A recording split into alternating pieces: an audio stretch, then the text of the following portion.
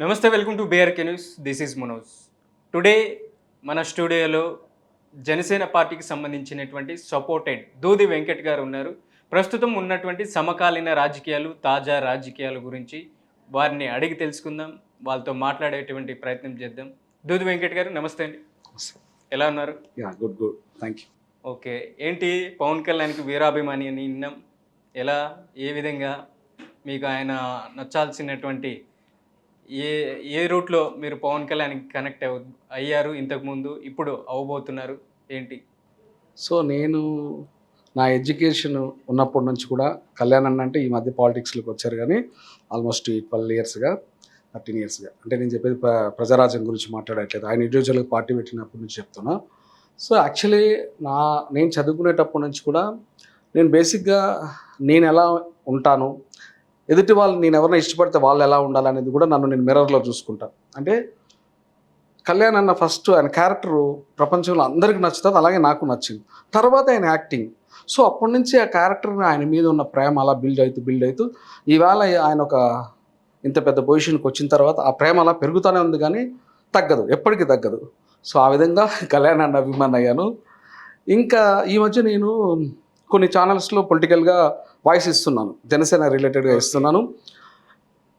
ఏది ఏమైనప్పటికీ కూడా కొంతమంది నీకు కులపిచ్చుంది, నువ్వు కాపులని ఇలా మాట్లాడుతున్నావు, ఏదైనప్పటికీ రీజన్స్ ఎన్ననేది పక్కన పెడితే ఒకటే, మా నాన్నగారు రంగా గారిని సీఎంగా చూడాలనుకున్నారు. రంగా గారు అంటే కాపు కాదు, వాళ్ళందరి కమ్యూనిటీస్కి ఒక రిప్రజెంటేటివ్ అంటేనే రంగా గారు. కొంతమంది ముద్ర వేసి ఉండొచ్చు, పక్కన పెడదాం. అట్లాగే ఆ రంగా గారి ప్లేస్ని మళ్ళీ ఎవరన్నా తీసుకున్నారు ఆంధ్రప్రదేశ్లో అని అంటే, ఒక విధంగా చెప్పాలంటే అతనిపించిన ఆయన ఆత్మ అంటే ఆయన కళ్యాణ్ అన్న. మొన్న మీరు అంటున్నారు కళ్యాణ్ గారి అభిమాని, చిరంజీవి గారి అభిమాని అనేసి కూడా. ప్రధానంగా ఇప్పుడు ఉన్నటువంటి సినిమా ఇండస్ట్రీలో కూడా చాలా వరకు కొత్తగా యాక్టర్స్ వస్తున్నారు, వాళ్ళు సినిమాలు చేయడానికి కూడా వాళ్ళకి అవకాశాలు ఇవ్వట్లేదు. చాలా వరకు మెగా ఫ్యామిలీనే అక్కడ ఉన్నటువంటి హీరోలు, వాళ్ళకే ప్రొడ్యూసర్లు కానీ అక్కడ ఉన్నటువంటి డైరెక్టర్లు సపోర్ట్ ఇస్తున్నారు, సామాన్యులకి అవకాశాలు ఇవ్వట్లేదు అనే వాదన సినిమా ఇండస్ట్రీలో వినపడుతుంది. మీరు ఏ విధంగా తీసుకోగలుగుతారు దీన్ని? నాకు తెలిసి రిలీజ్ అయినవి కానీ రిలీజ్ ఉన్నవి కానీ 100 సినిమాలు చేశాను. ఫస్ట్ టైము ఇలాంటి ఒక క్వశ్చన్ నేను వినడం, సారీ టు సే. ఎందుకంటే ఇప్పుడు మా పక్కూరు కిరణ్ అబ్బవరం గారిది, నా చిత్తూరు జిల్లా పీలేరు సంబేబల్ రాయచోటి. ఆ అబ్బాయి కూడా నాకు ఇక్కడే పరిచయం, 2 సినిమాలు అబ్బాయి చేశారు, నన్ను అన్న అని బాగా ప్రేమగా మాట్లాడతారు. మరి అతను చిరంజీవి గారి క్యాస్ట్ కాదు, చిరంజీవి గారు ఊరు కాదు, అతను రెడ్డిస్ అయిపోయా, చిరంజీవి గారు ఆంధ్ర అయిపోయా, ఇతను రాయలసీమ అయిపోయా. మరి అలాంటప్పుడు ఇవాళ కిరణ్ అబ్బవరం గారు వచ్చిన పెద్ద పొజిషన్లో మీరన్న క్వశ్చన్కి ఆన్సర్ ఇస్తే అలా ఉండాల్సిన అవసరం లేదు. అలాగే నాని గారు మిడిల్ క్లాస్ ఫ్యామిలీ నుంచి వచ్చారు, విజయ్ దేవరకొండ గారు మిడిల్ క్లాస్ ఫ్యామిలీ. వీళ్ళు విజయ్ దేవరకొండ గారు ఈవెన్ పెట్రోల్కి బైక్కి కూడా డబ్బులు లేకపోతే వాళ్ళ తమ్ముడు గారు అక్కడ జాబ్ చేసుకుంటూ యూఎస్లో సాఫ్ట్వేర్, అతనికి డబ్బులు పంపిస్తే నేను వెళ్ళి ఆడిషన్లు ఇచ్చుకున్న దాఖలు. సో ఇట్లా ఇప్పుడు మీరు చెప్పిన చిరంజీవి గారి ఫ్యామిలీలోనే అందరు రావాలి హీరోలు, బయట వాళ్ళు రాకూడదు అంటే వీళ్ళు అసలు రాకూడదు, వీళ్ళు రాకూడదు, ఇంత పెద్ద పొజిషన్కి వెళ్ళొద్దు. సో ఇక్కడ అవకాశాలు ఎవరికి ఎవరు ఇవ్వరు, మనమే ఎదురుగా వెళ్ళి అవకాశాలు తెచ్చుకోవాలి. మన క్యారెక్టర్ పరంగా కావచ్చు, మన టాలెంట్ పరంగా కావచ్చు, మనం తీసుకోవాల్సిన అవకాశాలు ఎవరు పెట్టి మనకి ఇవ్వరు, పిలిచి ఇవ్వరు. చిన్న ఒక ఎగ్జాంపుల్ తీసుకుందాం. ఉదయ్ కిరణ్ అనే హీరో టాప్ హీరో, ఆయన సినిమాలు కూడా ఓ రేంజ్లో family attraction movie, love attraction movie. అట్లాంటి సినిమా ఏదైతే February 14th ఈ మధ్య రిలీజ్ అయినటువంటి సినిమా, చాలా వరకు ఆయన చనిపోయినటువంటి మెమరీస్ కూడా చాలా థియేటర్లో కూడా చూసాం. ఫ్యాన్స్ కూడా ఎంతో సోషల్ మీడియాలో కూడా చాలా అట్రాక్టివ్గా ఆకట్టుకున్నటువంటి పరిస్థితి ఉంది. మెయిన్ ఉదయ్ కిరణ్ చనిపోవడానికి ప్రధాన కారణం కూడా చిరంజీవి గారు అనేసి కూడా అందరూ బాహాటంగానే విమర్శిస్తున్నారు ఈ రోజు వరకు కూడా. స్టిల్ ఎందువల్ల అంటారు? సో ఇది మీరు వేసిన క్వశ్చన్ ఏది ఉందో, ఉదయ్ కిరణ్ గారు చనిపోయిన రోజు నుంచి ఈ రోజు వరకు కూడా ఏదో ఒక కార్నర్లో మాట్లాడుకునే పరిస్థితి. ఒకటి, ఉదయ్ కిరణ్ గారే, ఆయన చిరంజీవి గారి ఫ్యామిలీనే ఉదయ్ కిరణ్ గారు చనిపోవడానికి రీజన్ అని అనుకుంటే, ఫర్ ఎగ్జాంపుల్ అనుకుంటే, ఉదయ్ కిరణ్ గారి ఫ్యామిలీలో నుంచి ఏ ఒక్కళ్ళన్నా బయటకు వచ్చి మా ఉదయ్ కిరణ్ గారు చనిపోవడానికి పలానా వ్యక్తి, చిరంజీవి గారి ఫ్యామిలీలోంచి పలానా వ్యక్తి కారణం అనేసి ఎక్కడ కూడా మీరు ఉన్న దాఖలు లేదు. ఎవరు చెప్తారంటే చిరంజీవి గారి మీద గిట్టని వాళ్ళు, బురద చల్లాలని ప్రయత్నిస్తున్న వాళ్ళు చెప్తారు తప్పనిచ్చి. ఒకరికి ప్రాబ్లం అయింది అని అంటే, నా ఇంట్లో ప్రాబ్లం అయింది మీ వల్ల అంటే నా ఇంట్లో వ్యక్తులు వచ్చి చెప్పాలి. సో అలా ఎవరు చెప్పరు. బురద చల్లాలి ఏదో విధంగా, ఆయన ఏదో విధంగా ఆయన మీద నెగిటివ్ అనేది స్ప్రెడ్ చేయాలి. ఇదే తప్పనిచ్చి నాకు తెలిసి చిరంజీవి గారు ఆర్ఎక్స్ అనే హీరో, కార్తికేయ గారు అబ్బాయితో కూడా నేను ఒక సినిమా చేశాను. ప్రతి ఒక్కళ్ళని ఒక సక్సెస్, ఒక సినిమా హిట్ పడిందని అంటే ఈయనే వాళ్ళకి కాల్స్ చేసి, అంత పెద్ద స్థాయి ఉన్న వ్యక్తి కాల్ చేసి వాళ్ళతో పిలిపించుకొని వాళ్ళతో హ్యాపీగా కొంచెంసేపు వాళ్ళ ఇంట్లో స్పెండ్ చేసి, మీకు ఎటువంటి అవకాశం ఇటు నా వల్ల ఏదన్నా ఒక అవకాశం ఉంది, నేను వచ్చి మీకు ఇట్లా ప్రీ రిలీజ్లో మాట్లాడితే మీకు ప్లస్ అవుతుంది, ఇంకేదైనా నా సైడ్ నుంచి మీకు ఏదైనా హెల్ప్ కావాలంటే నేను చేయడానికి ముందున్నా అనేసి ఈయన ఎదురెళ్ళి పిలుస్తున్నారు అందరినీ. అది సత్యదేవ్ గారు ఈ మధ్య ఒక హీరో గారు, ఆయన కావచ్చు, ప్రతి ఒక్కరిని బ్రహ్మరథం పడుతున్నారు. చిన్న పెద్ద సినిమాలని లేదు, చిన్న పెద్ద యాక్టర్ అని కాదు, ప్రతి ఒక్కరిని పిలిచి ఇండస్ట్రీకి ఒక పెద్ద దిక్కులాగా వ్యవహరిస్తున్నారు. ఆయన స్థాయిని మరీ అంత పెద్ద స్టార్డమ్ ఉండి మీరన్న క్వశ్చన్ అనేది అసలు సారీ టు సే, నాకు తెలిసి అయితే మాత్రం చిరంజీవి గారి పర్సనల్ క్యారెక్టర్కి మీరు వేసిన క్వశ్చన్కు అసలు సంబంధమే లేదు. అంటే అక్కడి నుంచి వెళ్దాం మనం. 2019లో ఏదైతే వైఎస్ఆర్ కాంగ్రెస్ పార్టీ అధినేత వైఎస్ జగన్మోహన్ రెడ్డి సీఎం అయినటువంటి పరిస్థితుల్లో తాజాగా మీడియా మొత్తం అమరావతికి వచ్చినటువంటి పరిస్థితి ఉంది. దాదాపుగా ఆయన పెద్ద నాయకత్వం వ్యవహరించింది కూడా మెగాస్టార్ చిరంజీవి గారే. హీరోలంతా వెళ్ళి జగన్మోహన్ రెడ్డి గారితో మీట్ అయ్యారు. టికెట్ల రేట్లు పెంచుకోవాలనేసి కూడా ప్రధానంగా జగన్మోహన్ రెడ్డిని గారిని అడగడం. ఆ సమయంలో ఈ మధ్య కాలంలో నందమూరి బాలకృష్ణ కీలకమైనటువంటి వ్యాఖ్యలు చేశారు చిరంజీవి గారిని ఉద్దేశించి. ఎలా చూడొచ్చు అంటారు ఆ వ్యాఖ్యల వెనుక? సో బాలకృష్ణ గారు ఇవాళ కొత్తగా ఏదో చిరంజీవి గారి మీదో లేదంటే ఇంకొకళ్ళ మీదో వ్యాఖ్యలు చేయడం అనేది అసలు ఎప్పటి నుంచో ఆయన ఒక చిన్న పిల్లోడు మెంటాలిటీ. బాలకృష్ణ గారు అంటే ఒక చిన్న పిల్లోడు మెంటాలిటీ. సో వాళ్ళ ఫ్యాన్స్ని తిట్టడం కావచ్చు, అప్పుడప్పుడు వాళ్ళ ఫ్యాన్స్ని కొట్టడం కావచ్చు, చిరంజీవి గారి మీద కోపం చూపించవచ్చు, ఇంకా వేరే ఎవరి మీద కోపం చూపించవచ్చు. ఆయన ఒక చిన్న పిల్లోడు మనస్తత్వం ఆయనది. ఆ కోపం అప్పటికే వెళ్ళిపోతుంది. సో బాలకృష్ణ గారు ఎవరినన్నా ఉద్దేశించి ఒక వ్యక్తిని అన్నారు అని అంటే చాలా క్యాజువల్గా, చాలా సరదాగా తీసుకునే పరిస్థితి. ఎందుకంటే ఆయన ఏదో ఇప్పుడు అనేసాను తర్వాత మనసులో పెట్టుకోవాలి అదే ఉండదు. వెంటనే ఆయన అర్ధగంట 20 నిమిషాల్లో మళ్ళీ హాఫ్ అన్ అవర్లో గంటలో ఆయన ఫోన్ చేస్తారు, లేదంటే ఆయన పిలిపించుకొని మాట్లాడే పరిస్థితి. సో బాలకృష్ణ గారు అనే వ్యక్తి కోపం ఏదుందో అది టెంపరీ, కొన్ని నిమిషాలే. సో దాన్ని అందరూ అర్థం చేసేసుకున్నారు. బాలకృష్ణ గారు అంటే ఒక చిన్నపిల్లవాడు మనస్తత్వం అని. సో కాబట్టి చిరంజీవి గారిని ఏదో బాలకృష్ణ గారు అన్నారు అనేది అసలు డిస్కషనే లేని మ్యాటర్ అది. ఆయన ఏదో చెప్పారు, మేము వెళ్ళాము అన్న రీతిలో వ్యంగ్యంగా మాట్లాడడం బాలకృష్ణ గారు ఈ మధ్యకాలంలో చిరంజీవి గారి మీద. చిరంజీవి గారు విదేశాల్లో ఉండడం, దీనిపైన రియాక్ట్ అవ్వడం, ఓ ట్విట్టర్ ద్వారా ఆయన కూడా ఒక మెసేజ్ ఇవ్వడం. సో బాలకృష్ణ గారు ఫస్ట్ టైం కాదు, 2-3 సార్లు చిరంజీవి గారు అన్న పరిస్థితి. కానీ వెంటనే మళ్ళీ గంటల్లోనే వాళ్ళు కలిసిపోతారు. సో ఈ లోపల ఈ చిరంజీవి గారు ఫ్యాన్స్ అని, బాలకృష్ణ గారి ఫ్యాన్స్ అని వాళ్ళలో వాళ్ళు ఏదో అనేసుకునేసి మా హీరో గారిని ఇలా అన్నారు, మా హీరో గారిని ఇలా అన్నారు, వాళ్ళలో వాళ్ళు బాధపడడం, కోప్పడడం తప్పనిచ్చి ఆయన కోపం అనేది చిన్న విషయం, చిన్నపిల్లోడి విషయమే. అది అందరికీ తేటదలే, అందరికీ తెలుసు. సో బాలకృష్ణ గారు ఒకళ్ళని అన్నారు అని అంటే అసలు పట్టించుకోరు. ఎందుకంటే చిన్నపిల్లోడి మెంటాలిటీ అని ఆయన ముద్ర వేసేస్తారు ఆల్రెడీ.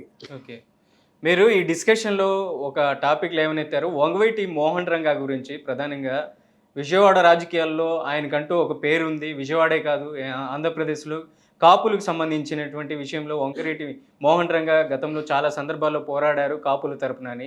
ఈ మధ్యకాలంలో ఆయన తనయుడు వంగవీటి రాధా ఏదైతే విగ్రహావిష్కరణ కోసం దాదాపుగా ఆయన వెళ్ళినటువంటి ప్రధానంగా శ్రీకాకుళం జిల్లాలో అక్కడ విగ్రహ ఆవిష్కరణ చేశారు వంగవీటి మోహన్ రంగా. అటువంటి సమయంలో ప్రధానంగా వైఎస్ఆర్ కాంగ్రెస్ పార్టీలో ఉన్నటువంటి రాబోయే రోజుల్లో తోటా త్రిమూర్తులు గారిని, జక్కంపూడి రాజా గారి కనుసన్నలో మీరు వెళ్ళండి, అక్కడ ఉన్నటువంటి కాపులకి ఒక దిశానిర్దేశం చేశారు. ఎలా చూడొచ్చు అంటారు? మీకు యాక్చువల్లీ రాధాన్న నాకు పర్సనల్గా కూడా పరిచయం. సరే ఈ డిబేట్లో ఇది పక్కన పెడదాం. రంగా గారు అంటే ఒక కాపు ముద్ర వేస్తారని మీకు అంటున్నాను ఇప్పటికీ. సో రంగా గారు అని అంటే ప్రతి ఒక్కళ్ళు ఓన్ చేసేసుకున్నారు. మా బాబాయో, మా అన్నో, మా తమ్ముడు, మా మామయ్య అని ఇట్లా మొత్తం ఓన్ చేసేసుకున్నారు. అది కులాలకు, మతాలకు, ప్రాంతాలకు సంబంధం లేకుండా ఓన్ చేసేసుకున్నారు. కాబట్టి ఇప్పుడు జక్కంపూడి గారు లేదంటే ఆ కమ్యూనిటీకి సంబంధించిన ఇంకో 2-3 పెద్ద లీడర్సు ఆ టైంలో రాధా గారిని మాకు కూడా ప్రోటోకాల్లో మమ్మల్ని పిలిపించుకోండి, మమ్మల్ని ఏకం చేసుకోండి, మమ్మల్ని కలుపుకోలేండి అనడం తప్పే ఉంది. సో పార్టీలకు సంబంధం లేదు. రంగా గారు అంటే ఒక టీడీపీ, ఒక వైసీపీ, ఒక జనసేన పార్టీలకు సంబంధం లేని వ్యక్తి ఆయన. సో కాబట్టి అందరినీ కలుపుకొని వెళ్ళిపోవాలనే దాంతో రాధాన్నతో మాట్లాడినప్పుడు తప్పేం లేదు. రంగా గారు అనేది ఒక బ్రాండు. ఆ బ్రాండ్లో కులాలు ఉండవు, మతాలు ఉండవు, ప్రాంతాలు ఉండవు. ఓన్ చేసుకుంటారు అందరినీ. ఇక్కడ పీజీఆర్ గారిని ఎలా ఓన్ చేసుకున్నారు తెలంగాణలో, అట్లా ఆయన అలా ఓన్ చేసుకుంటారు. కానీ అక్కడ ఉన్నటువంటి అభిమానులు ఉండట్లేదు కదా, వంగ గారి అభిమానులు ఓవైపు ఉన్నటువంటి ఏదైతే కాపు కమ్మ అనేది ఇష్యూస్ నడుస్తున్నటువంటి సమయంలో ప్రధానంగా వంగవీటి రాధా అభిమానులు ఓవైపు, కమ్మ సామాజిక వర్గానికి సంబంధించినటువంటి అభిమానులు ఈ మధ్య కాలంలో ఘర్షణ వాతావరణం కూడా చేసుకుంది వైజాగ్ అలాగే శ్రీకాకుళం. ఒకటండి, ఇక్కడ కమ్మ కాపు రెడ్డి అన్నీ పక్కన పెట్టేసేస్తే ఫస్ట్ ఆఫ్ ఆల్ రంగా గారు చనిపోయే వరకు కూడా రంగా గారి ఒక ఫ్యామిలీకి ఫంక్షన్కి వస్తున్నారని అంటే కులాలకు మతాలకు ప్రాంతాలకు ఉండదు. ఎప్పుడు ఆయన్ని 2 పార్టీలకు సంబంధించిన కొంతమంది శంకర్ జాతి నా కొడుకులు ఆయన చంపించారో ఆ తరువాత రంగా గారి మీద ప్రేమ ఇంకెంత పుట్టుకొచ్చిందంటే, రాధా అంటే ఎవరో కాదు, మా తమ్ముడు, మా అన్న, మా అబ్బాయి అని ప్రతి ఒక్కరూ ఒక ప్రభంజనం. రంగా గారి చావు అనేది ఒక ప్రభంజనం. ఆంధ్రప్రదేశ్లో ఈ రోజుటికి రంగా గారి చావుని గన తీసుకుంటే ఒక ప్రభంజనం ఈ రోజుకి. ఎందుకంటే ప్రతి ఒక్కరు ఓన్ చేసుకున్నారు. రంగా గారు అంటే ఒక విడిగా కాదు, మేము రంగా గారి ఫ్యామిలీలో ఒక మెంబర్ అని విడిగా అనుకోకుండా ఓన్ చేసేసుకున్నారు కంప్లీట్గా. కాబట్టి ఇవాళ రంగా గారు అంటే అందరి ఆస్తి. అది ఎక్కడైనా పోనండి, మీకు రాయలసీమ ఆంధ్ర తెలంగాణ ఎక్కడికైనా పోనండి, వాళ్ళ ఆస్తి అని ఫీల్ అవుతారు. కాబట్టి డెఫినెట్లీ కమ్మోలు కావచ్చు కాపోలు కావచ్చు ఎవరైనా సరే రంగా గారితో ఒక ఇన్విటేషన్ ఉంది, ఒక విగ్రహ ఆవిష్కరణ ఉంది, ఏదైనా సరే మమ్మల్ని కూడా పిలవాలని కోరుకుంటారు. తప్పేముంది? తప్పే లేదు. సరే, అక్కడ నుంచి టర్న్ అవుదాం. ప్రధానంగా ఈ మధ్య కాలంలో తిరుమల లడ్డూకు సంబంధించినటువంటి విషయంలో మెయిన్ ప్రధానంగా అంబటి రాంబాబు ఒక కాపు సామాజిక వర్గానికి సంబంధించినటువంటి వ్యక్తిని టార్గెట్ చేశారా, లేకపోతే నిజంగానే తిరుమల లడ్డూల్లో నెయ్యి ఏదైతే ప్రధానంగా కల్తీ జరిగిందా, దానికి సంబంధించి రిపోర్ట్లు కూడా వచ్చాయి. కల్తీ జరగలేదని కూడా ఏదైతే ఎన్డీడీబీ రిపోర్టు, ఎన్డీఆర్ఐ రిపోర్టు, అలాగే సిబిఐ సిట్టు రిపోర్ట్ కూడా వచ్చినటువంటి సందర్భంలో ఒక గుంటూరు గోరంట్ల సెంటర్లో మహాపాపం లడ్డూ పేరుతో కూటమి సంబంధించినటువంటి నేతలు ఒక బ్యానర్ని ఏర్పాటు చేశారు. ఆ బ్యానర్ను చూసి తొలగించాలనేసి కూడా అంబటి రాంబాబు అక్కడ ఉన్నటువంటి కార్యకర్తలకు చెప్పడం జరిగింది, ఎవరైతే జనసేన టీడీపీ ఉన్నటువంటి వాళ్ళకి. కానీ అక్కడ ఉన్నటువంటి ఒకసారి అంబటి రాంబాబు మీద అటాక్ చేయడం జరిగింది. ఇది కాస్త లడ్డూ ఇష్యూ కాస్త కాపు కులం, కాపు సామాజిక వర్గం వరకు టర్న్ అయినటువంటి పరిస్థితి ఉంది. ఎలా చూడొచ్చు? సో మీకు కరెంట్ అఫైర్ ఏది ఉందో లడ్డుది, అది మీరు క్లీన్ చిట్ ఇచ్చిన విషయం అందరికీ తెలిసిన విషయమే. కానీ ఈయన ఒక పొజిషన్లో ఉన్న సీఎం గారిని పట్టుకొని బూతు పదాలతో వక్రీకరించి మాట్లాడారు. సో ఆయన ఒక కాపు వ్యక్తే కావచ్చు అంబటి గారు, కానీ చంద్రబాబు నాయుడు గారిని బూతులతో మాట్లాడారు. ఇప్పుడు ఎవరైనా సరే, ఫర్ ఎగ్జాంపుల్ నేను కాపుని, మా నాయకుడు నేను ఉన్నా అంటే ఆటోమేటిక్గా నాకు తెలియకుండా కోపం వస్తుంది. అట్లాగే ఆ కమ్మ సమాజానికి సంబంధించి సామాజిక వర్గానికి సంబంధించిన వాళ్ళకు కూడా చంద్రబాబు గారిని అన్నప్పుడు వాళ్ళకు కోపం వస్తుంది. సో డెఫినెట్లీ ఇక్కడ మనం లడ్డు వివాదాన్ని పర్సనల్గా తీసుకున్నారు. వాళ్ళు లడ్డు వివాదాన్ని కాస్త కమ్మ కాపు అని పర్సనల్గా తీసుకున్నారు. ఫస్ట్ ఆఫ్ ఆల్ అంబటి గారు చంద్రబాబు నాయుడు గారిని బూతులతో తిట్టకపోతే ఇష్యూనే లేదు కదా. కార్యకర్తలు రెచ్చగొట్టారు, అందుకే నాయకుడిని టార్గెట్ చేయాల్సి వచ్చింది. కానీ ఇంటికి వెళ్ళిన తర్వాత బహిరంగంగా క్షమాపణలు కోరుతున్నానని కూడా చెప్పడం జరిగింది అంబటి రాంబాబు. మరి అయినా కూడా ఆయన అరెస్ట్ చేశారు, జైలుకు పంపించారు. జైలు నుంచి ఆయన విడుదలయ్యారు. వెంటనే ఆయన పరామర్శించడానికి చాలా వరకు కాపు నేతలు క్యూ కట్టారు ఆయన ఇంటికి. ముద్రగడ పద్మనాభం దగ్గర నుంచి చివరి దాకా ఎవరైతే ఉన్నటువంటి అక్కడ ఉన్నటువంటి ఈస్ట్ వెస్ట్ గోదావరిలో ఉన్నటువంటి కాపుల వరకు. మీరు అసహనానికి గురైపోయి ఓపిక నశించిపోయి మీరు ఎప్పుడు బూతుల పర్వం స్టార్ట్ చేశారో దాని తర్వాత ఆ పర్యవసానం ఏమైంది? ఆవిడ గల్లా అరుణ గారని ఒక ఎమ్మెల్యే గారు ఆవిడ పర్సనల్గా తీసుకున్నారు. చంద్రబాబు గారి దగ్గర మెప్పు పొందుదాము, చంద్రబాబు గారి దగ్గర మార్కులు వస్తాయి, నాకు మళ్ళా నెక్స్ట్ టికెట్ ఇస్తారు, నేను మినిస్టర్ అవ్వచ్చు, ఎవరికి వాళ్ళు ఈ అవకాశాన్ని ఎంతవరకు తీసుకోవడానికి ట్రై చేశారు అరుణ గారు. యాక్చువల్లీ చంద్రబాబు గారిని తిట్టడానికి ఫస్ట్ ఆఫ్ ఆల్ ఆయన రెచ్చగొట్టడం వల్ల ఆయన తిట్టారని అంటున్నారు, అది పక్కన పెడదాం. చంద్రబాబు గారు తిట్టినప్పుడు ఈయన డెఫినెట్లీ వీళ్ళకు జ్యుడిషియల్ ఉంది, కోర్టు ఉంది, పోలీసు యంత్రాంగం ఉంది, వాళ్ళు చూసుకుంటారు. వీళ్ళు పర్సనల్గా టార్గెట్ చేసుకొని ఆ గల్లా అరుణ గారు వచ్చి వాళ్ళ ఇంటి మీద పడి ముక్కుమడిగా గల్లా మాధవి గారు సో ఆవిడ అంత పర్సనల్గా తీసుకునేసి రావాల్సిన అవసరం ఆవిడకి లేదు. సో ఆవిడ వచ్చారనంటే ఆవిడ ఏదో ఆశిస్తున్నారు ఇంకా చంద్రబాబు గారి దగ్గర. సో ఈ వ్యవహారంలో అంబటి గారిది ఒక పాయింట్ ఆఫ్ లో తప్పు ఉంటే ఆయన ఎమ్మెల్యే గారిది ఇంకో పాయింట్ ఆఫ్ లో తప్పు ఉంది. సో అల్టిమేటు ఇక్కడ పబ్లిక్ అనేది కమ్మ కాపు తీసుకొస్తున్నారు తప్పనిచ్చి పబ్లిక్ మీరు ఏం సర్వీస్ ఇవ్వాలనుకుంటున్నా 5 ఏళ్ళు మీకు గవర్నమెంట్ ఇచ్చింది, ఆ గవర్నమెంట్లో మేము ఏం సర్వీస్ ఇస్తున్నారు వాటి మీద ఫైట్ చేయండి.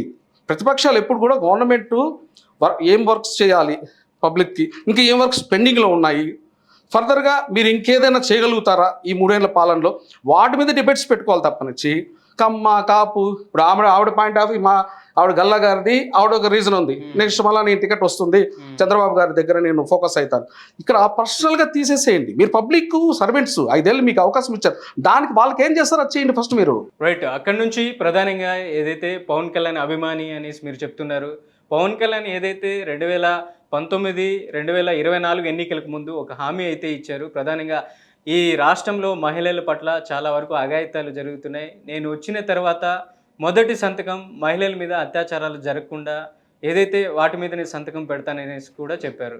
మరి ఎలా చూడొచ్చు అంటారు? ఈ మధ్య కాలంలో చాలా వరకు అత్యాచారాలు జరుగుతున్నాయి. మదనపల్లి ఇష్యూ జరిగింది, రాజమండ్రిలో ఒక ఇష్యూ జరిగింది, అత్యాచారం చేసినటువంటి బాధితులు కూడా చనిపోతున్నటువంటి పరిస్థితి కనపడుతుంది. ఏంటి ఈ పవన్ కళ్యాణ్ ఇప్పుడు కూటమి ప్రభుత్వంలో ఉన్నారు, ఏం చేస్తారు, ఏం చెప్తారు? రాజమండ్రిలో ఆ బాస్టెడు ఆ పాపని చెడిపేసిన బాస్టెడు వాడెవడో కులవర్ధన్ ఆ బాస్టెడ్ మదనపల్లి, ఆ బాస్టెడ్స్ని ఇద్దరిని వాళ్ళే కర్మ అనేది నేచర్ ఎవరిని వదిలిపెట్టదు, వాళ్ళే దూకి వాళ్ళే చచ్చారు, అర్థమైందా? సో కాబట్టి మీకు ఇంతకంటే క్విక్ రిజల్ట్స్ ఇంకోటి ఉండవు. సో ఇన్ కేస్ ఎక్కడికన్నా పనిష్మెంట్ అవ్వలేదు, డెఫినెట్లీ లోకేష్ గారు కళ్యాణ్ గారు వాళ్ళకి ఏ విధంగా పనిష్మెంట్ ఇవ్వాలో దానికి వాళ్ళు రెడీ ఉన్నారు. ఈ లోపల నేచర్ ఇచ్చేసింది ఆ బాస్టెడ్స్ ఇద్దరికి, కాబట్టి ఆ టాపిక్ ఎట్లా అయిపోయింది. ఈవేళ మీకు ఆంధ్రప్రదేశ్లో ఎవరైనా ఒక అమ్మాయిని పాడు చేయాలని ఆలోచన వస్తుందంటేనే వాళ్ళు డెఫినెట్లీ ఆ పాటు చేశారంటే నెక్స్ట్ డే వాళ్ళు చనిపోయే పరిస్థితి వస్తుంది, నేచరే వాళ్ళని చంపేస్తూ ఉంది అనే పరిస్థితికి వచ్చింది. ఇంకెవరు అట్లా చేయరు, కాకపోతే ఇంకా కఠినంగా రావాలి. ఇప్పుడు మనకు కొంతమంది మినిస్టర్ పిల్లలు, ఎమ్మెల్యేస్ పిల్లలు వీళ్ళు ఉంటారు, వాళ్ళకు కూడా పడిపోవాలి. సో ఇట్లా మనం టార్గెట్ చేస్తే ఇట్లా చంపితే వాళ్ళకు కూడా పడిపోవాలి. అంటే నేనేదో కువైట్లోనో దుబాయ్లో అంత కఠినంగా ఇక్కడ శిక్షలు మన డెమోక్రసీలో తీసుకురారు. నడి రోడ్లో పెట్టి అక్కడ కాల్చి చంపడాలు, ఉరి తీయడాలు అట్లాంటివి జరగవు, కాదు ఇంకా కఠినంగా అది జరగాలి. సో వాటిపైన ఏ విధంగా మీరు ఆలోచించాలి అనే దాని మీద గవర్నమెంట్ మీద వీళ్ళు చంద్రబాబు గారు ఒకవేళ ఇంకా కఠినంగా కావాలని బిల్లు ఇక్కడ పాస్ చేసి అక్కడ నుంచి సెంట్రల్ పంపించాలి. సెంట్రల్ వాళ్ళు ఓకే చేస్తారు, అదే తర్వాత విషయం. మీరు ఇంకా కఠినంగా చేయాలి. ఇప్పుడు వీళ్ళు చచ్చిపోయినాక వాళ్ళు దూకి నీళ్ళలో చస్తే దానివల్ల ఎవరికి లాభం? పోయిన వాళ్ళు రాదు, ఆ 7 సంవత్సరాల పాప రాదు కదా. మీరు అలా వాడు చేయాలని ఆలోచన చంపేయాలి ఫస్ట్ మీకు. మరి ప్రజలు కూడా స్పాట్లో ఆన్ ది జస్టిస్ కోరుకుంటున్నారు. ఇప్పుడు ఉన్నటువంటి ప్రజలు ఏదైతే 2-3 ఏళ్ళలో శిక్షలు పడేటువంటి చట్టాలు రావాలని ప్రధానంగా కోరుకుంటున్నారు. మహిళలు కూడా ఎక్కువగా ఏదైతే ఢిల్లీలో నిర్భయ ఇన్సిడెంట్, తెలంగాణలో దిశ ఇన్సిడెంట్, అలాగే ఈ మధ్య కాలంలో విజయవాడలో ఆయేషా మీరా హత్య కేసును పూర్తిగా క్లోజ్ చేశారు. ఏంటి ఆన్ ది జస్టిస్ స్పాట్లో కోరుకుంటున్నారా ఉన్నటువంటి ప్రజలు కూడా? నేను మీకు అదే చెప్తున్నా కదా, ఇప్పుడు ఉన్న పనిష్మెంట్స్ ఏమో సరిపోవట్లేదు, దానికి వెయిట్ లేదు. మీరు ఇంకా కొంచెం గట్టిగా కానీ ఇవ్వగలిగితేనే వాడికి ఆలోచన చంపేయమంటున్నా. ఫస్ట్ ఆ పాపని రేప్ చేస్తే 2వ రోజు 3వ రోజు నేను నీళ్ళలో దుంకి నేను చచ్చిపోతాను ఆలోచన రావద్దు ఫస్ట్ ఆఫ్ ఆల్ వాడు. ఎందుకనంటే డెఫినెట్లీ మీరు ఈ 3 ఏళ్లలో మీరు ఏది చేయగలిగితే సరే రేపు మీకు ఈ ఇచ్చిన 3 ఏళ్లలో మొత్తం 5 ఏళ్లలో నెక్స్ట్ మీకు మళ్ళీ గవర్నమెంట్ రావడానికి అవకాశం ఉంటుంది. మీరు వాళ్ళు పనిష్మెంట్ ఇచ్చిన తర్వాత నీళ్ళలో దుంకి వస్తున్నారు అంటే ఆ చనిపోయిన వాళ్ళు రారు కదా, వెనక్కి రారు కదా. ప్రతిపక్షాలు కూడా చాలా వరకు టార్గెట్ చేస్తూ వస్తున్నాయి, పవన్ కళ్యాణ్ టార్గెట్ చేస్తున్నాయి. గతంలో 20-30 వేల మంది మహిళలు మిస్ అయ్యారు వైసీపీ గవర్నమెంట్లో. నా ప్రభుత్వం వచ్చిన తర్వాత వెంటనే వాటి అన్నిటిని వెలికి తీస్తాను, ఇక జరిగేటువంటి అత్యాచారాలు వాటి విషయం పట్ల కూడా కఠినమైనటువంటి చట్టాలు తీసుకొస్తానన్నారు. 2 ఏళ్ళు కావస్తుంది, ఇంతవరకు పవన్ కళ్యాణ్ వాటి మీద స్పందించినటువంటి దాఖలాలు లేదనేసి కూడా ప్రధానంగా టార్గెట్ చేస్తున్నారు ప్రతిపక్షాలు. ఒకటండి, కళ్యాణ్ గారిని ఈరోజు కొత్తగా టార్గెట్ చేయట్లేదు. కళ్యాణ్ గారు పొలిటికల్ ఎంట్రీ ఇచ్చినప్పటి నుంచి టార్గెట్ చేస్తున్నాం. ఈరోజు డిప్యూటీ సీఎం ఉన్నారు కాబట్టి ఆ ఒత్తిడి, ఆ ప్రెజర్ పెరిగింది తప్పనిచ్చి మీరు ఒకటే తీసుకోవాల్సింది. కళ్యాణ్ గారు అనే వ్యక్తి ఈవేళ ఒక డిప్యూటీ సీఎం అయినాక ఆంధ్రప్రదేశ్లో సీఎం గారికి కూడా రాని అప్లాజు పేరు అతనికి వచ్చింది, చంద్రబాబు నాయుడు గారికి కూడా రాని అప్లాజ్ వచ్చింది. సో దాని పాయింట్ ఆఫ్ లో ఆయన ఏ విధంగా సర్వీస్ చేస్తున్నారు అది ఆలోచించాల్సింది పోయి బురద చల్లుతాం అంటే ఆయన చేస్తున్న పాజిటివ్ ఏది ఉందో ఆ యాంగిల్ చూడండి. నెగిటివ్ యాంగిల్ ఎందుకు చూస్తున్నారు మీరు? ఏ డిప్యూటీ సీఎం అనేది ఇంతవరకు చేసింది లేదు, భారతదేశంలో ఏ డిప్యూటీ సీఎం చేయలేదు, అంత అప్లాజ్ ఆయనకు వచ్చింది. రైట్. ఎలా చూడొచ్చు అంటారు? ఈ మధ్యకాలంలో తాజాగా 3 డేస్ ఇన్సిడెంట్, మంగళగిరి జనసేన కార్యాలయం మీద అటాక్ చేశారు ఒక అనుమానితటువంటి వ్యక్తి. లోపలికి అసలు ఆ జనసేన పార్టీ కార్యాలయం గేట్లు దాటి లోపలికి వెళ్ళడానికి అసాధ్యం కాదు సామాన్యమైనటువంటి కార్యకర్తలు కూడా. అట్లాంటిది లోపలికి వెళ్ళి దాదాపు 28 నిమిషాలు జనసేన పార్టీ కార్యాలయంలో ఉండడం, అక్కడ ఉన్నటువంటి ఫర్నిచర్ని పగలగొట్టడం, ఈ ఇన్సిడెంట్ని ఎలా చూడొచ్చు అంటారు? ఆయనకి ఇప్పటికే థ్రెట్ ఉందనేసి కూడా చాలా సందర్భాల్లో కూడా చెప్పుకుంటూ వస్తున్నారు. ఒకటండి, పవన్ కళ్యాణ్ గారికి అతి మంచితనము అని ఒక బ్రాండ్ ఉంది, ఒక ముద్ర వేసేసారు. పవన్ కళ్యాణ్ అంటే అతి మంచితనం అంటే పవన్ కళ్యాణ్ అని ఒక బ్రాండ్ వేసేసారు. ఆ అతి మంచితనం అనేది మీరు ఆఫీస్ దగ్గరికి వెళ్ళేసి 20 నిమిషాలు 30 నిమిషాలు గొడవలు చేయడమే కాదు, ఈవెన్ ఎక్కడైనా ఆయన ఒక రోడ్డు మీద వెళ్తున్నారు, కాన్వాయ్తో వెళ్తున్నారు, అక్కడ కూడా ఎక్కడైనా పబ్లిక్ వచ్చేసి మధ్యలో ఆగితే వాళ్ళకి దిగేసి వాళ్ళ ప్రాబ్లం ఏదో షార్ట్ అవుట్ చేసుకొని లేదా వాళ్ళకి ఇచ్చిన అడ్జస్ట్ ఏమైనా తీసుకొని వెళ్ళిపోతున్నారు. ఆ ప్లేస్లో ఎవరున్నా సరే ఇక్కడ ఏమైనా నాకు ఎవరైనా కార్నర్ చేస్తారేమో, బయట నుంచి ఏమైనా అటాక్ చేస్తారో అని డెఫినెట్లీ భయపడుతూ బతుకుతారు. కానీ అవన్నీ వదిలేశారు ఆయన. ఆ వదిలేయడము ఆ అతి మంచితనం వల్ల ఎవరెవరో రాగలిగారు. సో ఇంకా ఫర్దర్గా అవి కూడా స్ట్రిక్ట్ చేస్తారు. ఇప్పుడు ఇది ఒకటి జరిగింది ఎగ్జాంపుల్ తీసుకుంటారు. చాలా వరకు ఇప్పుడు ఉన్నటువంటి ప్రభుత్వం వచ్చి ఏదైతే ప్రజలు కూడా హామీలు అనేది మేనిఫెస్టోలు ఇచ్చారు, సూపర్ 6 హామీలు, అవి నెరవేరట్లేదనేసి కూడా గతంలో కూడా ఏదైతే వైసీపీకి సంబంధించినటువంటి కార్యకర్తలు అలాగే వైసీపీకి సంబంధించినటువంటి మినిస్టర్లు కూడా చెప్పుకొస్తున్నారు. టీడీపీ ప్రభుత్వంలో ఉన్నటువంటి మేనిఫెస్టోను కూటమి ప్రభుత్వం అసలు అమలు చేయట్లేదు, సూపర్ 6 హామీలు కూడా ఎండగట్టేటువంటి ప్రయత్నం చేస్తున్నారు. ఇటువంటి సందర్భంలో పవన్ కళ్యాణ్ మినిమం రెస్పాన్సిబిలిటీ కూడా లేదా అన్న విమర్శలకి తావునిస్తుంది. ఎలా చూడొచ్చు? మీరు హామీలు అనేది ఎండగట్టేశారు, హామీలు నెరవేర్చట్లేదని అంటే ఈ పాటికి మీకు ఈ 2 సంవత్సరాల గవర్నమెంట్ అది ఉందో అల్లకల్లోలం అయిపోయేది. వాళ్ళు ఇచ్చిన హామీలు ఏమన్నా అన్ని చేసుకుంటూ వస్తున్నారు కాబట్టే గవర్నమెంట్ హ్యాపీగా ముందుకెళ్ళిపోతుంది. సో మీకు ఆ హామీలు అనేది అక్కడ నెరవేరట్లేదు ఇక్కడ నెరవేరట్లేదు అని వైసీపీ వాళ్ళు ఏదో విధంగా బురద చల్లుకుంటూ వెళ్ళిపోవాలి కాబట్టి చల్లుకుంటూ వెళ్తుంది. అప్పటి మీకు అది జరగకపోతే ఫస్ట్ ఆఫ్ ఆల్ ఈ 2 ఏళ్ళ గవర్నమెంట్ కూడా జరగదు. పవన్ కళ్యాణ్ గారే మధ్యలో వచ్చి ఆయనకు తెలుగుదేశం ఇంకోటి ఏమని పట్టింపులు ఉండవు. వన్స్ పబ్లిక్ సర్వీస్ చేయలేదా ఆయన బయటకు వచ్చేస్తారు గవర్నమెంట్లో నుంచి. ఆయన వచ్చిన వాళ్ళకి గవర్నమెంట్ ఫరక్ ఏం లేదు, కానీ అలాంటి గొప్ప వ్యక్తి ఆయన బయటకు వచ్చేస్తారు. అలాగే చూసుకుంటే కర్నూలులో సుగాలి ప్రీతికి సంబంధించినటువంటి పెద్ద ఇష్యూ జరిగింది 2017లో. ఆ అమ్మాయిదైతే 10th క్లాస్ విద్యార్థి, ఏదైతే కట్టమంచి రామలింగారెడ్డి స్కూల్లో చదువుతుంది అమ్మాయి. ఆ అమ్మాయిని అత్యాచారం చేశారు. గతంలో ఉన్నటువంటి ఏదైతే టీడీపీ గవర్నమెంట్ అప్పుడు ఉన్నింది, ఆ పరిస్థితుల్లో కూడా ఆ నిందితుని పట్టుకోలేదనేసి కూడా పెద్ద ఎత్తున పవన్ కళ్యాణ్ కూడా టీడీపీ నుంచి ఆయన బయటకు వచ్చేసినటువంటి సందర్భం ఉంది. తాజాగా ఇప్పుడు ఇద్దరు భాగస్వామ్యంగా ఉన్నారు కూటమిలో. మరి ఆ అమ్మాయికి సంబంధించినటువంటి నిందితుడిని దాదాపు ఇప్పటి వరకు 9 ఏళ్ళు కావస్తుంది నిందితుడిని పట్టుకోలే. 2024 ఎన్నికల ముందు పవన్ కళ్యాణ్ ప్రతి ఎన్నికల ప్రచారంలో ఒక హామీ ఇచ్చారు. నేను అధికారంలోకి రాగానే, కూటమి ప్రభుత్వం అధికారంలోకి రాగానే సుగాలి ప్రీతికి సంబంధించినటువంటి నిందితుడి మీదనే మొదటి సంతకం చేస్తా, ఆ నిందితుడిని ఎట్టకేలకు పట్టుకుంటామని హామీ ఇచ్చారు. 2 ఏళ్ళు కావస్తుంది. ఎలా చూడొచ్చు అంటారు? ఇంతవరకు ఆ నిందితుడిని పట్టుకోలే. 2017లో టీడీపీ గవర్నమెంట్ రూలింగ్లో ఉన్నప్పుడు ఆ బాస్టెడ్స్ ఆ అమ్మాయిని రేప్ చేసి చంపేశారు. ఆ కాలేజీ యాజమాన్యానికి సంబంధించిన ఆ బాస్టెడ్స్, నా భాష ఇలానే ఉంటుంది, చంపేశారు. సో అప్పుడు గవర్నమెంట్ వచ్చి టీడీపీది. సో మీరు అన్నారు జనసేన వ్యక్తి ఆ విధంగా కోపం వచ్చి కూడా అలా బయట నుంచి కూడా టీడీపీని కూడా తిట్టిన పరిస్థితి కళ్యాణ్ గారు మీరే అన్నారు. సో ఇవాళ కూటమి వచ్చిన తర్వాత మొదటి సంతకం దాని మీద పెడతారని కూడా మీరే అన్నారు. ఇక్కడ జగన్మోహన్ రెడ్డి గారు వాళ్ళకు సంబంధించినంత వరకు వాళ్ళకు నష్టపరిహారం ఏది ఉందో దాని పాయింట్ ఆఫ్లో ఆయన హెల్ప్ చేశారు. లేకపోతే 2017 తర్వాత గవర్నమెంట్ ఎవరు గవర్నమెంట్ వచ్చింది? 2019 తర్వాత 17లో జరిగింది. ఆ తర్వాత గవర్నమెంట్ 19లో ఎవరిది వచ్చింది? వైసీపీది వచ్చింది. మరి అప్పుడు జగన్మోహన్ రెడ్డి గారు ఎందుకు చేయలేదు? సో మీకు ఇప్పుడు కూటమి మళ్ళా వచ్చింది, ఆ రోజు జగన్మోహన్ రెడ్డి గారికి అవకాశం ఉంది, చేయలేదు. ఓన్లీ నష్టపరిహారం చేసి 2017-19 మధ్య కాలంలో ఈ 2 ఏళ్లలో తారుమారు చేశారు.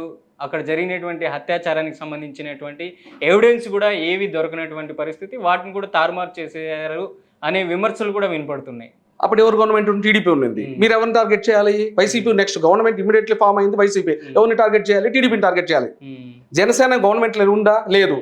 మీకు జనసేన ఎంతవరకు కూడా ఆయనకు ఉన్న చరిష్మాని ఎంతవరకు డ్యామేజ్ చేద్దాము అనే చూస్తున్నారు తప్పనిచ్చి ఆయనకు సంబంధం లేదు. ఆయన బయట నుంచి ఫైట్ చేశారు, ఎంతవరకు చేయాలో అంతవరకు ఫైట్ చేశారు. ఉన్నింది టీడీపీ, దాని తర్వాత వచ్చింది వైసీపీ. మీరు ఎంతవరకు అటు చంద్రబాబు నాయుడు గారిని ఇట్లా జగన్మోహన్ రెడ్డి గారిని టార్గెట్ చేయరు? ఎంతవరకు కళ్యాణ్ బాబు అంటే ఆయన ఏమన్నా సీఎమ్మా, లేదంటే 2017 ఆయనకి ఏమైనా గవర్నమెంట్లో కూటమిలో ఉన్నారా? ఏం లేదు. ఆయన ఎంతవరకు ఫైట్ చేయాలో చేస్తూనే ఉన్నారు. మహిళల గురించి, అందరి గురించి. ఈ రోజుకి మీరు డైరెక్ట్గా చేయాల్సి ఉంది చంద్రబాబు గారిని, జగన్ గారిని టార్గెట్ చేయాలి. సుగాలి ప్రీతికి సంబంధించినటువంటి మదర్ ఎవరైతే ఉన్నారో ప్రీతిబాయ్, ఆమె ఒక దివ్యాంగురాలు. ఈ మధ్య కాలంలో గుంటూరు మంగళగిరి జనసేన కార్యాలయం ముందు కూడా ధర్నా చేశారు. మీరు ఇచ్చినటువంటి హామీ ఏమైంది? పవన్ కళ్యాణ్ గారు 2024 ఎన్నికల ముందు ప్రధానంగా నా కూతురు విషయంలో నిందితులను పట్టుకుంటామన్నారు, చట్టంగా వాళ్ళని శిక్షిస్తామన్నారు. ఇంతవరకు మీరు ఎన్నికల్లో గెలిచారు, డిప్యూటీ సీఎం అయ్యారు, కానీ ఇంతవరకు 2 ఏళ్ళు కావస్తుంది. కానీ ఎక్కడ నా కూతురికి సంబంధించినటువంటి హత్య చేసిన నిందితులు ఎక్కడ అని ప్రశ్నిస్తుంది. ఏం జవాబు చెప్తారు? మీకు తారుమారు చేశారు అని మీరే అన్నారు. సో ఆమె పోస్ట్ మార్టంలోనే తారుమారు జరిగినప్పుడు డెఫినెట్లీ టీడీపీ గవర్నమెంట్లో ఉండింది, టీడీపీ గవర్నమెంట్లోనే వాళ్ళకి ఫేవర్ జరిగిండొచ్చు. డెఫినెట్లీ ఫేవర్ జరగకపోతే తారుమారు కావు. మరి అప్పుడు తారుమారు చేశారు. 2024 ఎన్నికలకు ముందు ఈ హామీ ఇచ్చారు. మరి తారుమారు చేసినట్టు ఆయనకి తెలుసు కదా పవన్ కళ్యాణ్కి. మళ్ళీ ఎలా హామీ ఇస్తారు నిందితులను పట్టుకుంటామని? ఎంతవరకు మీకు ఎవిడెన్స్ అనేది ఆయనకు పక్క ప్రూఫ్స్ ఏమున్నాయో పోస్ట్ మార్టం దాన్ని బేస్ చేసుకొని యాజ్ అ జుడిషియల్ పరంగా, యాజ్ అ గవర్నమెంట్ పరంగా అతను ఎంతవరకు సపోర్ట్ చేయాలో చేస్తూనే ఉన్నారు. ఈ సెకండ్కి టీడీపీ గవర్నమెంట్లో మార్చేశారని మీరు అంటున్నారు ఒకవేళ, ఎందుకంటే గవర్నమెంట్ అప్పుడు వాళ్ళదే కాబట్టి.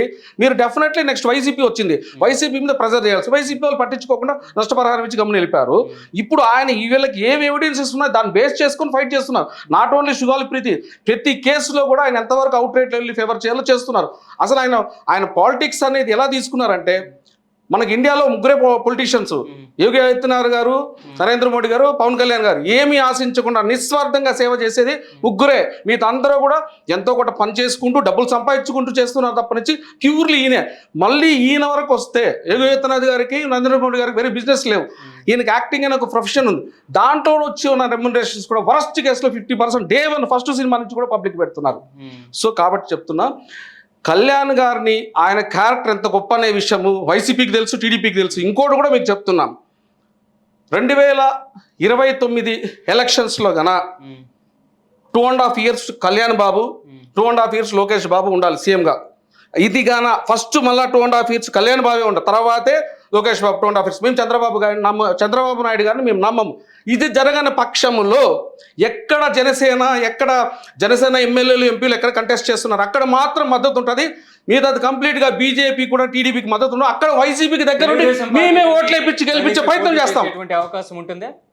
అర్థం కాల. తెలుగుదేశం పార్టీతోనే మరొకసారి కూటమిలో వెళ్ళేటువంటి అవకాశం ఉంటుంది. డెఫినెట్లీ ఉంటుంది. కానీ 2.5 years కళ్యాణ్ గారికి, 2.5 years లోకేష్ గారికి కన్నా ఇవ్వకపోతే, అది ముందే అనౌన్స్మెంట్ చేయకపోతే, అది కూడా ఫస్ట్ 2.5 years లోకేష్ గారు, కళ్యాణ్ బాబు గారు కన్నా ఉండకపోతే, ఎక్కడ ఎమ్మెల్యేలు, ఎంపీలు జనసేన కంటెస్ట్ వస్తుందో అక్కడ మాత్రం క్యాంపెయిన్ చేసి, మిగతా డెఫినెట్లీ టీడీపీ, బీజేపీ చేస్తున్న ప్రతి చోట మేమే దగ్గర ఉండి వైసీపీ వేయిస్తాం. మీరు చెప్తున్నారు జనసేన పార్టీ 100% స్ట్రైక్ రేట్ ఉంది. 21 మంది ఎమ్మెల్యేలు నిలబెడితే 21 మంది ఎమ్మెల్యేలు గెలిచారు. కానీ ఆంధ్రప్రదేశ్లో 21 నియోజకవర్గాలే కనపడ్డాయా 175లో? మిగతా నియోజకవర్గాల్లో కార్యకర్తలు లేరా?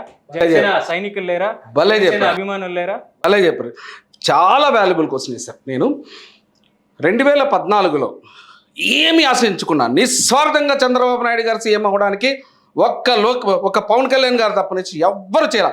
అదే ప్లేస్లో కళ్యాణ్ గారి ప్లేస్లో జగన్ గారు ఉన్నా, చంద్రబాబు గారు ఉన్నా చేయరు, ఆ ఫేవర్ చేయరు. సో ఇక్కడ అంత ఫేవర్ ఆయనకు చేసిన తర్వాత 2014లో, ఇప్పుడు డెఫినెట్లీ మళ్ళీ కూటమికి వచ్చిన తర్వాత ఇందరూ కలిసి చేసుకున్నారు. పక్కన పెట్టేస్తే ఈవేళ 21 ఎంపీలు ఎందుకు తీసుకున్నారు? బీజేపీ అనేది ఆంధ్రప్రదేశ్లో అసలు 1%, 2% ఉన్న పార్టీకి అన్ని సీట్లు ఇవ్వాల్సిన అవసరం లేదు, ఎంపీలు కూడా అన్ని ఇవ్వాల్సిన అవసరం లేదు. అన్ని పక్కన పెడితే 21 ఎందుకు తీసుకున్నారంటే, ఆయన 50 అడిగినా సరే చంద్రబాబు గారు ఇవ్వాల్సిన పరిస్థితి. కానీ ఒకటే ఆలోచించారు, నేను ఒక చంద్రబాబు గారు కష్టాల్లో ఉన్నారు జైల్లో, నాకు చేయాలనిపించింది, నాకు అన్ని సీట్లు సర్దుబాట్లు తర్వాత విషయాలు నేను చేయాలనుకున్నాను, చేసేసాను, అయిపోయింది. 2014లో ఏం ఆశించి కూడా చేశారు. ప్రతిసారి 20% మనం మేము కాపులు పల్లకలు మోయడానికి రెడ్లకు కమ్మల పుట్ల, మా జాతీయం కాపు జాతీయం పుట్ల, అందుకోసము డెఫినెట్లీ చెప్తున్నాం. 29లో జరిగేది మీకు చెప్తున్నాం. ఎంతకాలం అని ఒప్పుకుంటుంది, ఎంతకాలం అని మోయాలి మేము పల్లకలు. ఇప్పుడు కూడా ప్యాకేజ్ తీసుకొని ప్రధానంగా పవన్ కళ్యాణ్ టీడీపీ కూటమిలో చేరారు అని ప్రధానమైనటువంటి విమర్శ ఆంధ్రప్రదేశ్లో. అదే ఈ ప్యాకేజీ స్టార్ అని ఏది వేశారో, ఆ ప్యాకేజీ స్టార్ అని వేసిన వాళ్ళకి ముద్ర కర్మ ఒకటి ఉంటుంది. అందరినీ తీసుకెళ్ళి ఇంటికాడికి వచ్చి పెట్టింది. రోజా గారు కావచ్చు, కొడాల నాని గారు కావచ్చు, ఈ సోకాళ్ళు ఇంకో నాని కావచ్చు, అందరినీ తీసుకెళ్ళి వచ్చి పెట్టింది. కర్మ ఎవరిని వదలదు చెప్తున్నా. కాబట్టి ఒకళ్ళని మనము ఒక ముద్ర వాళ్ళ మీద ఒక ముద్ర వేసే ముందు మనం ఏంటో తెలుసుకోవాలి. తెలుసుకోకపోతే ఒక 2 ఏళ్ళు, 3 ఏళ్ళు, 4-5 ఏళ్ళ గ్యాప్తో నేచర్ ఇచ్చేస్తారు వాళ్ళకి సమాధానం. ఇవాళ వాళ్ళ పరిస్థితి ఏంది? ఇళ్ళకి పరిమితం అయిపోయారు. అది వాళ్ళ బతుకులు. ఇవాళ ప్యాకేజ్ స్టార్ని ముద్ర వేసిన వాళ్ళ బతుకుల గురించి చెప్తున్నా. ఒక్కసారి అవకాశం ఇచ్చారు పవన్ కళ్యాణ్కి, కూటమిలో భాగస్వామ్యంగా ఉన్నారు. ఆంధ్రప్రదేశ్లో 21 ఎమ్మెల్యే సీట్లు, 2 ఎంపీ స్థానాలు గెలుచుకున్నారు. 100% స్ట్రైక్ రేట్ ఉంది. కానీ ప్రభుత్వం వచ్చిన తర్వాత ఆయన చేయాల్సినటువంటి పని ఏంది? జన సైనికులు, జనసేన పార్టీ కార్యకర్తలకి ప్రధానంగా చేకూర్చాల్సినటువంటి హామీలు అయితే ఉన్నాయి.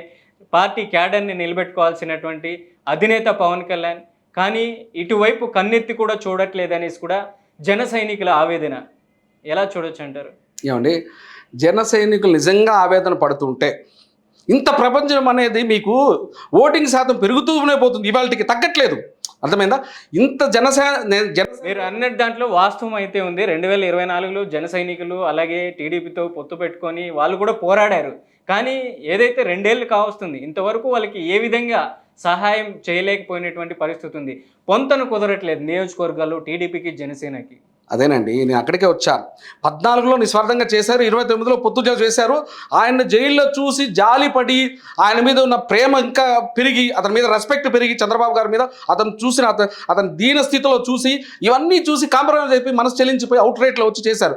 అప్పుడు డెఫినెట్లీ 50 అడిగిన ఇవ్వాలి పరిస్థితి, అవకాశం అక్కడ అలా ఉంది, సిచ్యువేషన్ అలా ఉంది, వాళ్ళకి అవసరం. కానీ కూడా అడ్వాంటేజ్ తీసుకున్న క్యారెక్టర్ కళ్యాణ్ గారిది కాదు.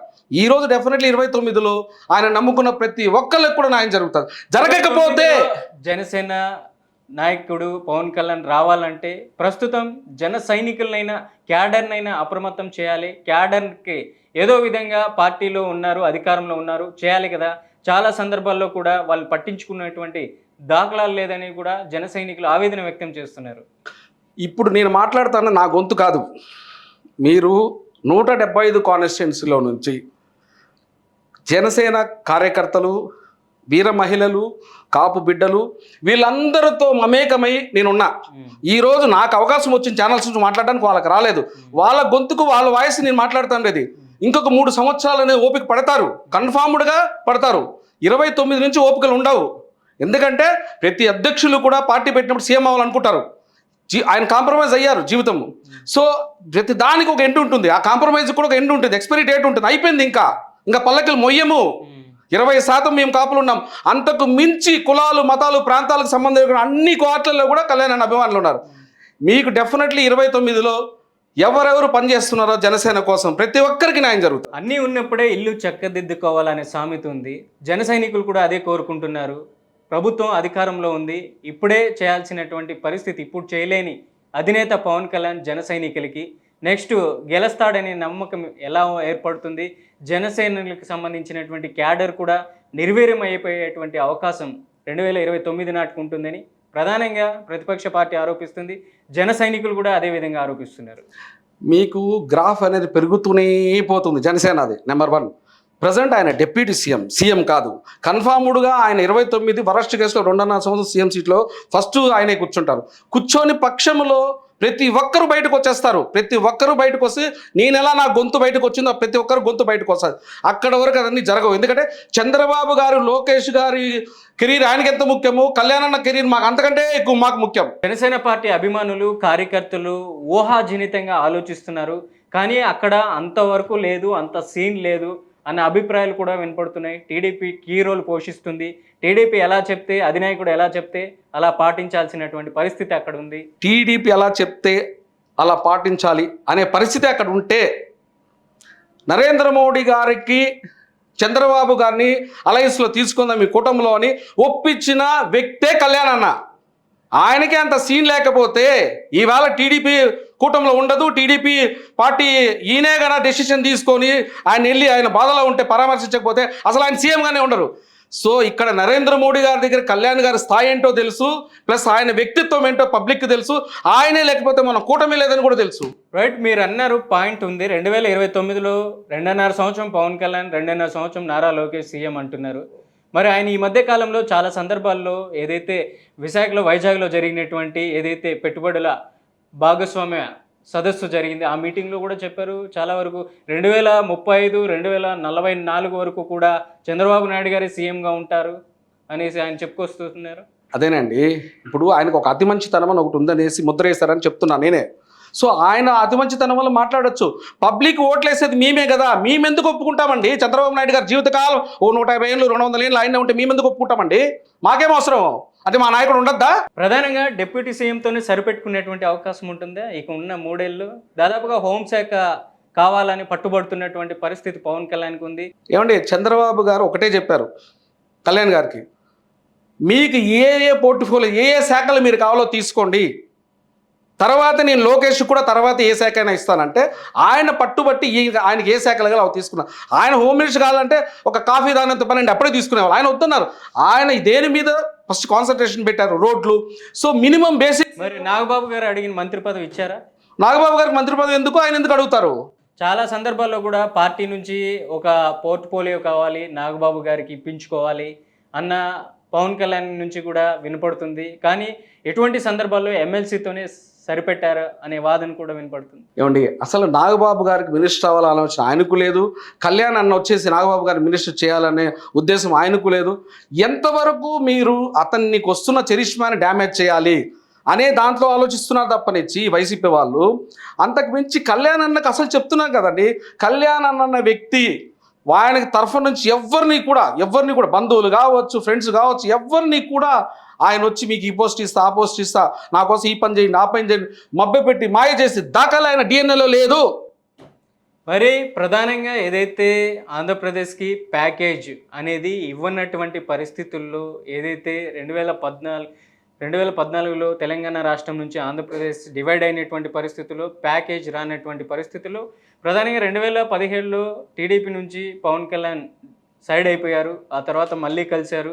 ప్రధానంగా పాచిపోయిన లడ్డూలు ఎవరికి కావాలి, ప్యాకేజ్ ఎవరికి కావాలన్న మాటలు కూడా ఇప్పుడు కూడా ట్రోల్ అవుతున్నాయి. ఎలా చూడొచ్చు అంటారు? ఇంతవరకు 2024లో గవర్నమెంట్ ఫామ్ అయింది, 2 సంవత్సరాలు కావస్తుంది. ఆంధ్రప్రదేశ్లో రాజధాని అమరావతి డెవలప్మెంట్ చేస్తామంటున్నారు. ఎక్కడ వేసిన బొంగలు అక్కడే ఉన్నటువంటి పరిస్థితి ఉంది. ఇంతవరకు అక్కడ నోచుకున్నటువంటి పరిస్థితి ఉంది. ఇంక 3 ఏళ్ళలో అమరావతి రాజధాని అయిపోతుంది అనుకుంటున్నారా? అంటే ప్రత్యేక హోదా అనేది సెంట్రల్కి సంబంధించిన విషయము. 29 రాష్ట్రాల్లోని ఇప్పుడు ఆంధ్రప్రదేశ్ అనే రాష్ట్రానికి ఇస్తే దీంతో పాటుగా కొత్త రాష్ట్రాలు ఏవొచ్చాయో వాళ్ళందరికీ ఇవ్వాల్సిన పరిస్థితి. అది సెంట్రల్ గవర్నమెంట్కి సంబంధించిన మ్యాటర్. ప్రత్యేక హోదా అనేది స్టేట్ గవర్నమెంట్కి సంబంధించింది కాదు. ఆ రోజు జగన్ గారు కూడా ఫైట్ చేసి ఉండొచ్చు, తర్వాత చంద్రబాబు గారు కూడా ఫైట్ చేసి ఉండొచ్చు. ఇవన్నీ రీజన్స్ పక్కన పెడితే అది మన స్టేట్కి సంబంధించిన మ్యాటర్ కాదు, అది సెంట్రల్కి సంబంధించిన మ్యాటర్. ప్యాకేజీస్ అంటారా, డెఫినెట్లీ స్టేట్ డెవలప్మెంట్ కోసం సెంట్రల్ నుంచి ఏమేమి ఫండ్స్ తెచ్చుకోవాలో అవన్నీ తెచ్చుకొని చేసుకునే పరిస్థితి ఇప్పటికీ ఉంది. ఎందుకంటే సత్సంబంధాలు ఉన్నాయి, వాళ్ళ భాగస్వాములు అయ్యారు గవర్నమెంట్లో. ఇకపోతే మీరు అన్నట్టుగా అప్పుడేమో రాజధాని అప్పుడు ఫస్ట్లో జగన్ గారు రావడం వల్ల బ్రేక్ పడింది, చంద్రబాబు గారు శంకుస్థాపన చేశాక. మళ్ళీ అగైన్ ఇప్పుడు మళ్ళీ శంకుస్థాపన జరుగుతుంది. సో ఈ రోజు పేకాటలాగా పేకముడు ఏదో ఉంటుంది, అలా చేసుకునే పరిస్థితి అయితే కాదు. దానికి ఒక విజన్ ఉంది, దానికి ఒక వ్యూహం ఉంది. వరస్ట్ కేసులో కనీసం ఒక 4-5 ఏళ్ళు అనేది ఒక ప్రొసీజర్ ఉంది రాజధాని ఫుల్ ఫ్లెడ్జ్డ్గా డెవలప్ అవ్వాలంటే. సో కదా, కాబట్టి దాని పని అది జరుగుతుంది. డెఫినెట్లీ ఈ గవర్నమెంట్ ఎండ్ అయ్యే లోపల రాజధాని ఫుల్ ఫ్లెడ్జ్డ్గా కంప్లీట్ అయిపోతుంది. పవన్ కళ్యాణ్ ప్రధానంగా ఒక అంశాన్ని లేవనెత్తారు. 1,00,000 లడ్డూలు, కల్తీ అయినటువంటి లడ్డూల్ని అయోధ్యలో రామాలయ నిర్మాణానికి అప్పుడు ఉన్నటువంటి వైసీపీ గవర్నమెంట్ పంపించిందని, ప్రధానంగా భూమన కరుణాకర్ రెడ్డి టీటీడీ మాజీ చైర్మన్, మళ్ళీ ఉన్నటువంటి వైవి సుబ్బారెడ్డి మాజీ చైర్మన్ ప్రధానంగా ఆరోపిస్తున్నారు.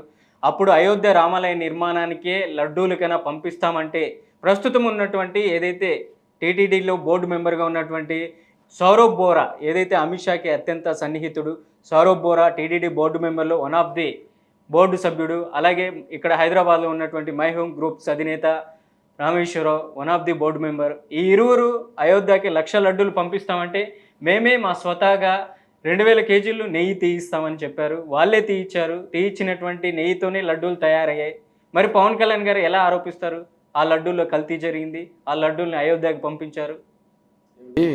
మీరు బిగినింగ్లో ఒకటి చెప్పారు, క్లీన్ చిట్ ఇచ్చారు, అందులో కల్తీ జరగలేదు అని మీరే అన్నారు మన స్టార్టింగ్ ఇంటర్వ్యూలో, మీరే కదా. సో అయినా కరెంట్ అఫైర్ అది, ఆ రోజు నుంచి ఈ రోజుకి కరెంట్ అఫైర్ అది, అవునా? సో ఇప్పుడు ఆ సిచ్యువేషన్లో ఆ రోజుటికి ఏముందో టాపిక్, ఆ టాపిక్లో అది ఏం మాట్లాడాలో కళ్యాణ్ గారు మాట్లాడారు.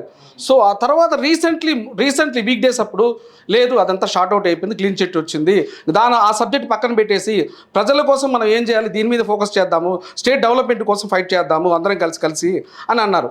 సో ఆ రోజున్న టాపిక్లో అది క్లారిటీ లేనప్పుడు, అది క్లీన్ చిట్ రానప్పుడు దాంట్లో ఎంతవరకు మాట్లాడాలో ఆయన మాట్లాడే ప్రయత్నం చేశారు. ఈవేళ అలా మాట్లాడట్లేదు కదా, క్లియర్గా మాట్లాడుతున్నారు కదా.